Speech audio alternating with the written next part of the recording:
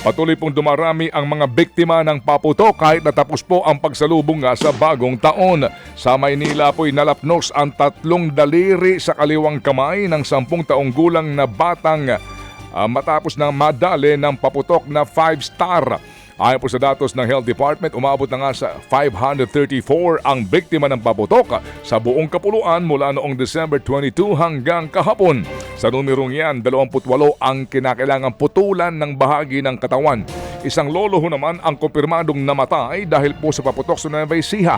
At ayon sa DOH, pinakanakadali sa mga biktima ay Quitis, Boga 5-star at Whistle Bomb. Nagsimula namang dumagsa sa PTEC sa mga nagbakasyon sa Metro Manila na uuwi na sa kanilang probinsya matapos ang Kapaskuhan at Bagong Taon. Ang ticketing station pa Bicol hindi na uubusan ng pila kaya ang ibang pasahero hirap nang makakuha ng ticket. Ayon naman sa pamunuan ng PTEX, umabot sa 170,000 ang bilang ng mga pasahero kahapon.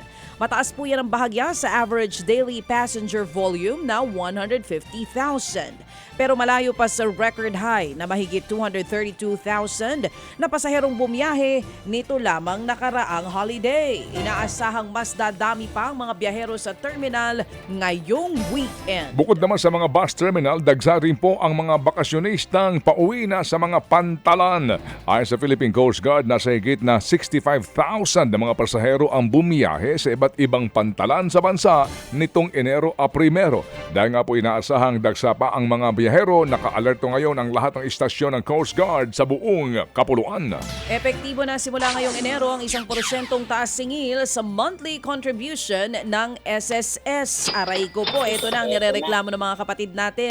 Alinsunod nga sa Social Security Act na nilagdaan ng dating Pangulong Duterte noong 2018. Magiging 15% na ang buwanang hulog ngayong taon mula sa dating 14%.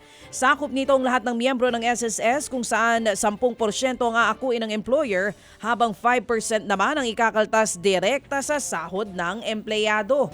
Una nang sinabi ng SSS sa kailangan ng dagdagan ng kontribusyon para mas tumagal ang pondo ng ahensya. Samantala po, mas babantayan daw ngayon ng Presidential Anti-Organized Crime Commission o PAOC ang pagtugis sa maliliit na pogo operation sa mga lalawigan. Ayon po kay PAOC Executive Director Yusek Gilbert Cruz, nagpulasa na sa mga liblib na lugar sa mga lalawigan ang mga pogo operators para doon magtayo ng maliliit na pogo. Makikipagtulungan din daw ang PAOK sa mga lokal na pamahalaan dahil nga sila ang unang makakapansin sa mga small pogo. Babala po ng PAOK kasama na maaaring kasuhan ang may-ari ng mga pauupahan na magkakanlong sa mga pogo. Sa area po ng Calabarzon at Mimaropa, no?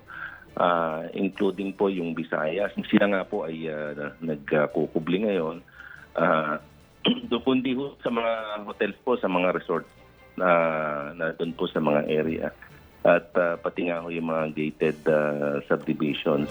Yan po ang tinig ni PAOK Executive Director Gilbert Cruz. Mamaya din po sa ating ilang pambalita, tampok yung sinasabi niya na ito pong mga pogo workers na nagsialisan ay nag-iwan po ng mga anak sa mga Pilipina na ngayon po'y pinoproblema din ng pamahalaan.